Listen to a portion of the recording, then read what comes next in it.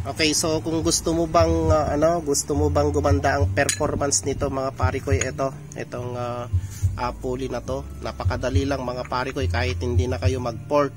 Kasi kapag nag-port kayo, posibleng magiging unbalanced na yung drive pace po ninyo mga pare ko.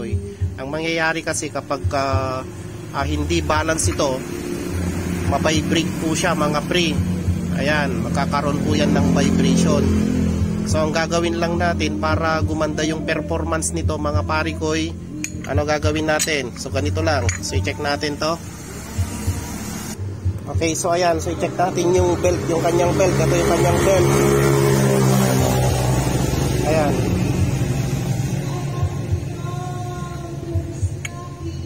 Okay, kapag tumatakbo yung ating motor, ayan, at nakasagad na tayo mga pare ko, sagad na po ito sa pagkadikit. Ayan, so yan yung pinaka kung titingnan natin mga pre, ayan o, sagad na yan, hanggang dyan na lang po yung belt mga pare ko. Hindi po yung ito di ba may bola po ito mga pare ko, kahit nasa taas na yan, hindi gaganyan yan mga pare ko. So ganyan na lang po yan. Kahit gaano pa kabigat yung ilagay mong bola dyan, hanggang dyan na lang po yan mga pre. So ang the best na gagawin natin kung gusto nating dagdagan yung performance ng ating pulley mga pre, bawasan lang natin dito. Dito tayo magbabawas. Pero make sure kapag nagbawas po kayo dito ay dapat ay plain na plain po siya, dapat parehas po siya. So bawasan lang natin dito ng konti. So ganun lang natin i-upgrade yung ating drive pace. Ayan, hindi yung pinoport pa natin dito. Kasi kapag pinort mo dyan mga pre, no,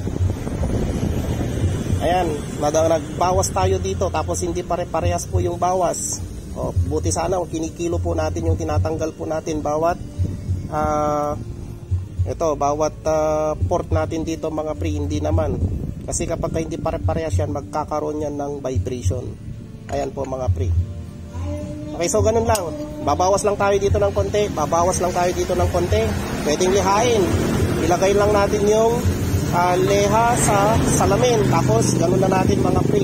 So ganun lang yung pag-upgrade dito. Ganun lang yung alam ko na pag-upgrade. Ayan, at subok ko na yun mga pre. So ayan o. So ileleha natin to. Okay, so dito lang ako nagleleha mga pre. So ayan, naliha ko na ito, pero kulang pa mga pare ko. So ganito lang ginagawa ko. Okay, so ito lelehain na natin to mga pare ko. So ganito lang. Ayan o. Bilang lang tayo ng tigli 5. 1, 2, 3, 4, 5 ikot. 1, 2, 3, 4, 5 ikot. 1, 2, 3, 4, 5 ikot. 1, 2, 3, 4, 5. 1, 2, 3, 4, 5. 1, 2, 3, 4, 5. So ganun lang mga pare ko para pantay. So yung isa ganun din. 1, 2, 3, 4, 5. 1, 2, 3, 4, 5.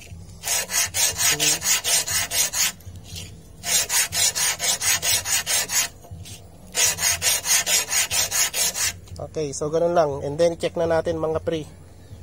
Okay, so kanina okay, so yan yung ating ng belt. Yan yung pinakasagad niya mga pare ko kapag nasa high RPM na siya. Ngayon, check natin. Tingnan natin kung merong pagbabago.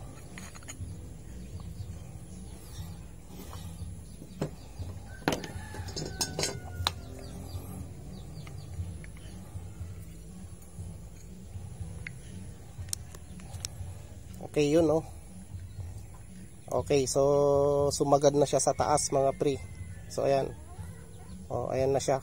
Kanina, ganyan lang siya kanina mga pre. Ngayon, na nabawasan ng konti, sumagad na siya sa taas. Okay, ganun lang ang gagawin mga pare ko kung gusto nyong may i-upgrade ng konti yung inyong pulley mga pare ko. Ganun lang ang gagawin natin. Ayan, kesa naman yung magpoport tayo dito, magbabawas tayo dito. Yun nga sinasabi ko mga pare ko, kapag hindi maganda yung pagka-port nyan, magkakaroon ng vibration po yan. So ayan. Peace. Okay, so ayan na mga pre, oh. So nalagay ko na yung ating panggilid. So try natin.